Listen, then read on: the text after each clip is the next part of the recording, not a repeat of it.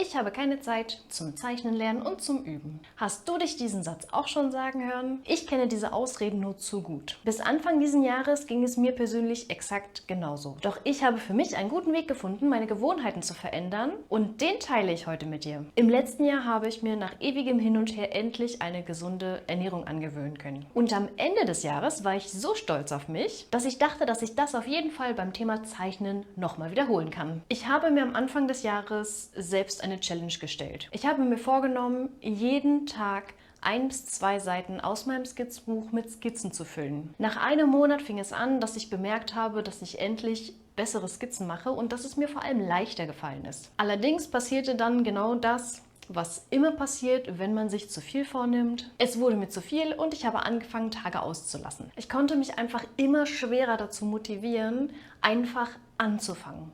Also saß ich oft eine halbe Stunde oder sogar länger vor dem weißen Blatt und musste mich wirklich regelrecht zwingen, endlich zu starten. Es gab genau 2 Möglichkeiten. Entweder aufgeben oder eine andere Möglichkeit suchen, um eventuell doch noch voranzukommen. Aufgeben war definitiv keine Option. Das Bild, was ich in meinem Kopf schon von meinem Manga hatte, war einfach viel zu real und ich wollte es endlich durchziehen. Also habe ich die Regeln verändert. Statt mich also dazu zu zwingen, wirklich jeden Tag einfach nur zu zeichnen und wirklich nur Skizzen zu machen jeden Tag, habe ich beschlossen, okay, ich mache jeden Tag irgendwas Kreatives. So ist auch die Idee zu diesem Kanal entstanden, weil ich dich mitmotivieren möchte, ebenfalls am Ball zu bleiben. In den letzten 4 Monaten habe ich hier schon sehr viele Dinge ausprobiert und gezeigt. Ich habe es geschafft, kreativ zu bleiben, aber so ein kleines bisschen bin ich trotz allem vom Weg abgekommen. Meine Prokrastination besteht immerhin nicht mehr aus Zocken und Fernsehen, allerdings dafür jetzt aus Ausmalen und Sentingeln. Ich will es aber an der Stelle gar nicht schlecht machen, denn beides sind wirklich sehr gute Wege, jeden Tag kreativ zu bleiben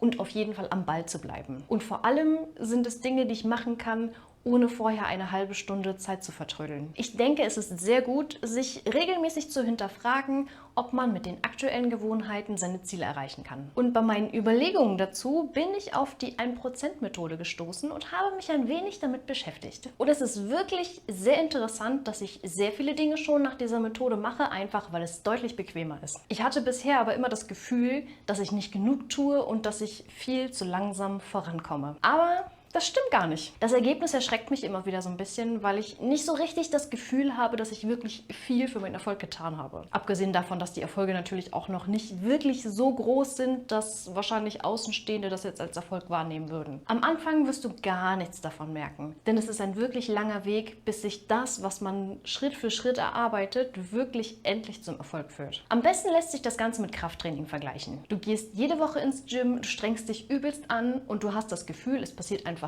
nichts. Wenn du aber dieses Gefühl, dass nichts passiert, für 1 oder 2 Monate einfach aushältst, dann wirst du sehen, nach dieser Zeit siehst du endlich etwas. Nach einiger Zeit wirst du die ersten Erfolge sehen und von da an geht die Erfolgskurve steil nach oben. Vorausgesetzt natürlich, du hältst lange genug durch. Denn genau an der Stelle, kurz bevor man endlich den Erfolg sieht, geben die meisten Menschen einfach auf und machen etwas anderes. Bis hierhin brauchst du also vor allem sehr viel Geduld und Disziplin. Jetzt ist die Frage, wie funktioniert die 1%-Methode überhaupt? Und das Prinzip dabei ist super simpel. Wenn du dir zum Beispiel angewöhnen möchtest, regelmäßig zu zeichnen oder bestimmte Übungen zu machen, suchst du dir einen ganz bestimmten Zeitpunkt am Tag aus. Die einfachsten sind nach dem Aufstehen oder vor dem Schlafengehen. Wichtig ist dabei nur, dass es Routine wird, wie zum Beispiel Zähneputzen. Würdest du zum Beispiel jemals sagen, dass du keine Zeit hast zum Zähneputzen? Eher nicht, oder? Und wieso? Weil es wichtig ist und nur 1 bis 2 Minuten dauert. Es tut dir nicht weh, es zu tun, aber es würde dir sehr komisch vorkommen, wenn du es nicht tust. Und genau so funktioniert die 1%-Methode. Zuallererst machst du dir selber bewusst, dass Zeichnen für dich wichtig ist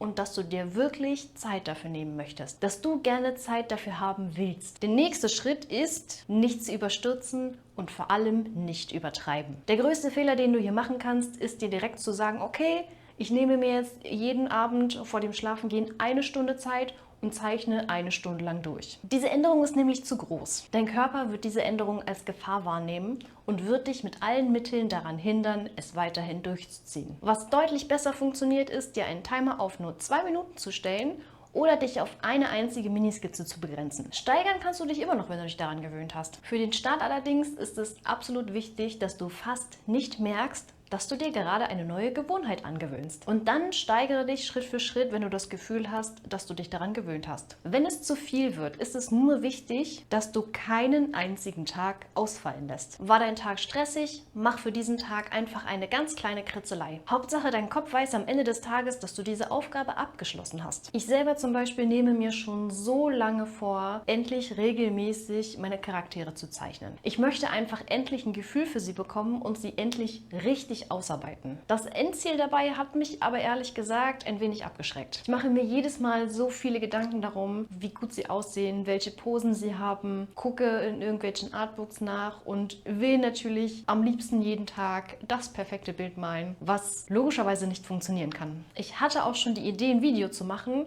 wo ich innerhalb von einer Woche ein komplettes Skizzenbuch fülle. Das würde so schnell Ergebnisse liefern, aber ganz ehrlich, es ist mir einfach zu viel Druck. Und was würde passieren? Am Ende würde ich gar nichts mehr machen und alles war umsonst. Also erlaube ich mir weiterhin meine Flucht in meine Ausmalbücher und genieße sie dabei. Aber einmal am Tag werde ich eine einzige Skizze zu meinen Charakteren machen. Damit geht es definitiv endlich voran, aber ich habe weiterhin das Gefühl, dass ich machen kann, was ich will. Und in ein paar Monaten werde ich dann hoffentlich endlich wieder, so wie früher als Teenager, einfach darauf loszeichnen können und massig Bilder von meinen Charakteren haben. Und genau so werde ich diese Methode ab jetzt auch nutzen, um zum Beispiel neue Techniken zu lernen oder einfach trockene Übungen, die halt wirklich nicht so viel Spaß machen, einfach zu machen und in meinen Tag zu integrieren und trotz allem das Gefühl zu haben, dass ich weiterhin malen und zeichnen kann, was ich will. Ich hoffe, ich konnte dir die Methode jetzt etwas näher bringen. Theoretisch gibt es ein ganzes Buch dazu, wo das nochmal haarklein erklärt wird, aber das wäre für ein Video viel zu viel. Wenn du noch andere hilfreiche Tipps hast zu dem Thema Motivation und Üben, lass es gerne in den Kommentaren. Ich freue mich über den Austausch. Und wenn dir das Video gefallen hat, lass auf jeden Fall ein Like da, um mich und diesen Kanal zu unterstützen. Abonniere, wenn du neu bist, um kein weiteres Video mehr zu verpassen. Und jetzt ran an den Timer, 2 Minuten kritzeln, bevor die Motivation nachlässt. Und nicht vergessen, no paint, no gain.